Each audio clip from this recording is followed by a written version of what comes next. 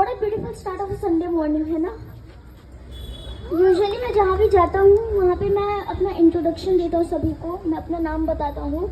लेकिन थोड़ी देर पहले जब आपने वो जो ऑडियो विजुअल देखा उससे तो आप समझ ही चुके होंगे कि मेरा नाम प्रथमेश सिन्हा है और मैं 13 साल का हूँ। मेरा जन्म 15 जनवरी 2011 को एक आम बच्चे की तरह हुआ, पर भगवान के पास मेरे लिए कुछ खास प्लान्स थे। तो एक साल तक सब कुछ ठीक चलता है, लेकिन उसके बाद मेरे पेरेंट्स कुछ अनयूजुअल नोटिस करते हैं।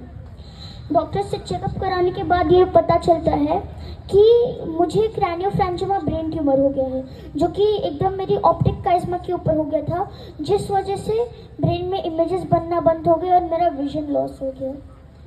तो यहाँ पे जितने भी डॉक्टर्स बैठे हैं, आप सभी को पता होगा कि ये जो क्रैनियोफैरिंजियमा ब्रेन ट्यूमर है, ये बहुत ही जिद्दी टाइप का ब्रेन ट्यूमर है।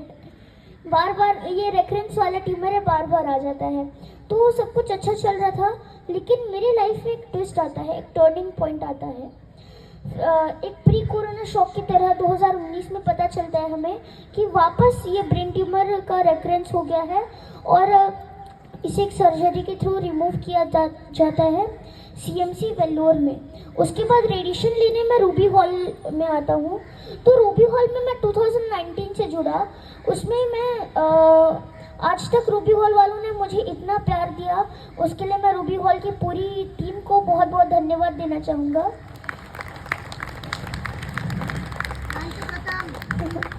और मैं रूबी हॉल को इसलिए भी थैंक यू कहना चाहूँगा कि ये कैंसर अवेयरनेस डे को इतने अच्छी तरीके से मनाते हैं ताकि लोगों में अवेयरनेस फैल सके। तो thank you so much Ruby hall from my side.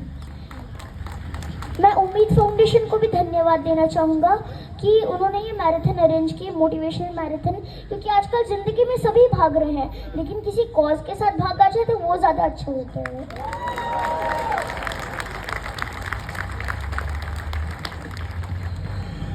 आज हम सभी यहाँ पर एकत्रित हुए हैं इसके एक मकसद से। आज है 4 फरवरी, जिसे हम वर्ल्ड कैंसर अवेयरनेस डे के रूप में मनाते हैं, लेकिन ये सिर्फ एक डेट नहीं है कैलेंडर का, ये डेट है चेंजेस लाने का, अवेयरनेस फैलाने का, साथ आने का और इस बीमारी से लड़ के इसे हराने का। और मेरे हिसाब से मेरे लिए जो गैप्स का मतलब होता है वो होता है बैरियर्स और इनइक्वालिटीज़ जो कैंसर के ट्रीटमेंट डायग्नोसिस में आते हैं। तो इन बैरियर्स को कैसे हटाया जा सकता है, सिस्टम में ऐसे कौन से लूप होल्स हैं जिन्हें ख़त्म करके इन बैरियर्स को भी ख़त्म किया जा सकता है। हम एक छोटा सा एग्जांपल लेते हैं। मान लीजिए कोई पेशेंट है कैंसर का जो शहर में रहता है और कोई पेशेंट गांव में रहता है। आप मुझे बताइए बेहतर इलाज किसको मिल पाएगा? ऑफकोर्स जो सिटी में रह रहा है। और वो क्यों? क्योंकि वहाँ पर मेडिकल रीच उसके पास ज़्यादा है विलेज के मुकाबले। लेकिन विलेज में रहने वाले भी इंसान हैं। वहाँ पे कितना अच्छा होगा अगर हम dedicated medical cancer screening centres वहाँ पर लगवा दें, और कितना अच्छा होगा हम कैंसर के लिए वहाँ पे फैसिलिटीज़ डेवलप कर दें।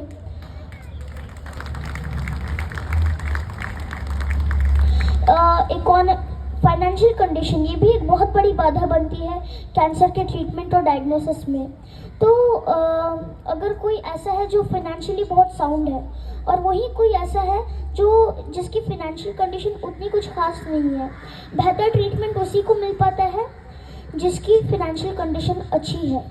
मुझे आप ये बताइए, जब बीमारी जो है पैसा या फिर ज्योग्राफिकल रीजन देखकर नहीं आती, तो ट्रीटमेंट क्यों इन दोनों चीज़ों का मोहताज हो जाता है? हमें एक ऐसा सिस्टम तैयार करना चाहिए, ऐसा ट्रीटमेंट देना चाहिए कि सभी को इक्वल और एक तरह का ट्रीटमेंट मिल पाए, गांव शहर या अमीर गरीब में अंतर ना हो पाए। और ये जो कैंपेन्स होते हैं, इसका कोई ना कोई असर गवर्नमेंट पे भी ज़रूर नज़र आता है। इस साल के एंट्रीम बजट में हमारी माननीय फाइनेंस मिनिस्टर श्री निर्मला सीतारमण जी ने अनाउंस किया कि सर्वाइकल कैंसर और उसके वैक्सीनेशन को लेकर एक खास कैंपेन चलाया जाएगा। इसमें मैं एक चीज़ और मेंशन करना चाहूँगा, रूबी हॉल हॉस्पिटल जिसमें पिछले ही साल महाराष्ट्र के सबसे पहले रेडिएशन मशीन का सबसे पहले साइबर नाइफ रेडिएशन मशीन का उद्घाटन होता है। और सबसे अच्छी बात इसमें यह है कि वहाँ पर बच्चों का फ्री इलाज किया जाएगा। तो रूबी हॉल को once again thank you so much from my side, from everyone, कि उन्होंने बच्चों के ट्रीटमेंट को लेकर ये कदम उठाया है। आप ऐसे ही नोबल कॉजेज करते रहिए रूबी हॉल।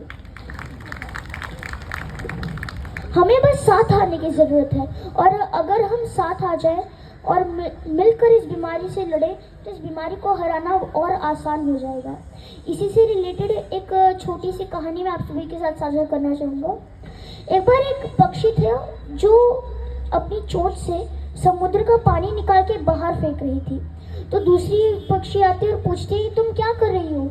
तो बोलता है इसने मेरे बच्चे को निगल लिया, अब मैं इसको छोड़ूंगी नहीं, इसको सुखा के रहूंगी समुद्र को। तो वो पक्षी बोलता है कि तुम इतनी छोटी सी हो, तुम्हारी पूरी जिंदगी खत्म हो जाएगी, तुम इस समुद्र को नहीं सुखा पाओगी। तो वो पक्षी बोलते है कि देना है तो साथ दो, सलाह नहीं। ऐसे ही बहुत सारे पक्षी वहाँ पर आते रहते हैं और सभी एक दूसरे को यही कहते हैं, देना है तो साथ दो, सलाह नहीं। ये देखकर पक्षीराज गरुड़ सोचते हैं कि हाँ बात तो ये सही कह रही है, मुझे भी इसका साथ देना चाहिए। तो विष्णु भगवान बोलते हैं अगर तुम चले जाओगे तो मेरा काम कैसे चलेगा? वैसे भी तुम पक्षी चाह भी लो तो भी समुद्र को सुखा नहीं सकते, इतना बड़ा है समुद्र। तो फिर गरुड़ राज बोलते हैं पक्षीराज गरुड़ कि हे प्रभु देना है तो साथ दीजिए, सलाह नहीं। तो भगवान विष्णु भी सोचते हैं हाँ ये बात तो सही कह रहा है। उसके बाद जब वो जाते हैं समुद्र को सुखाने के लिए गरुड़ के साथ, तो समुद्र देव देखते हैं कि विष्णु भगवान मुझे सुखाने आ रहे हैं, तो वो डर के खुद ही बाहर आके उस चिड़िया को उसका बच्चा लौटा देते हैं। तो कहने का यही मतलब है कि टुगेदर वी आर अनस्टॉपेबल। और यहाँ पे बहुत से डॉक्टर्स भी आए हुए हैं। डॉक्टर्स के लिए भी मैं कुछ कहना चाहूँगा कि मेरे हिसाब से डॉक्टर्स भगवान तो नहीं पर भगवान से कम भी नहीं। आप लोगों को ट्रीटमेंट देते हैं, उनको हिम्मत देते हैं, उनको अच्छी सलाह देते हैं, और बाकी जो बच्ची कुची कसर रह जाती है वो हम जैसे मोटिवेशनल स्पीकर्स दे देते हैं।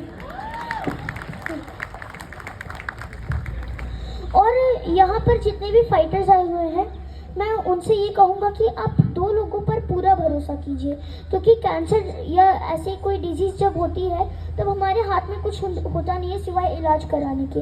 तो दो लोगों पर पूरा भरोसा कीजिए, एक ऊपर वाले पर और दूसरा अपने डॉक्टर पर, क्योंकि दोनों ही जानते हैं आपके लिए बेहतर क्या है और दोनों ही आपके बेटरमेंट के लिए काम करते हैं।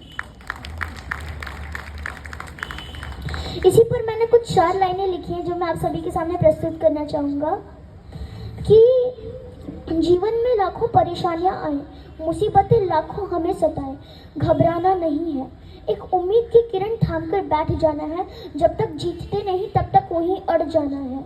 जब हाथ में कुछ है ही नहीं तो किस बात का है गम, जब हाथ में कुछ है ही नहीं तो किस बात का है गम, जब तक ऊपर वाले की मर्जी तब तक दौड़ेंगे हम, आखिरकार जिंदगी भी है एक मैराथन।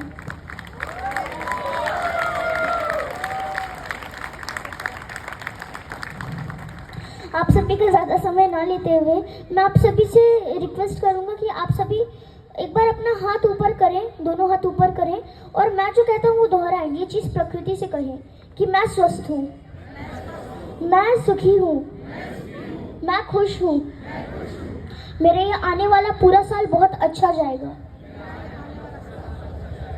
मुझे कोई परेशानी नहीं है।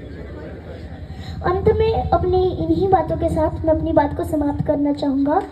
आप सभी ने मुझे बहुत ध्यान से सुना, बहुत धैर्य से सुना, आपका बहुत बहुत धन्यवाद, आपका बहुत बहुत आभार।